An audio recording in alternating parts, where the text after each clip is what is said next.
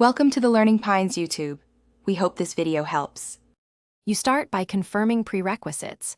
Know your Windows version and any recent updates because fixes differ by build. First actionable step: open Task Manager and restart Windows Explorer to reload the shell. This often restores the Start menu immediately. If that does nothing, make sure to try Safe Mode, next using Shift plus Restart. This isolates third-party interference. Once done, gather error details like Event Viewer Message ID, so the next steps target the real cause rather than guessing. Next, perform deeper system repairs to fix corrupted components.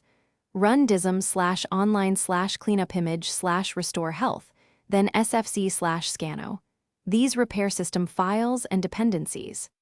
After that, re-register Start and related apps in PowerShell using getappx package and addapps package so missing app registrations get restored. Also check whether the issue is profile-specific by creating a temporary administrator account and testing the Start menu there. To finish, use an in-place upgrade or repair install to refresh Windows while keeping files and apps. This resolves stubborn Start menu corruption safely. If you prefer rollback, restore to a known good system restore point made before the issue. Make sure to reboot and test after each step so you know what fixed it. If none of this works, collect event viewer logs, error codes, and steps you tried. This information is crucial when seeking targeted support or opening a professional ticket.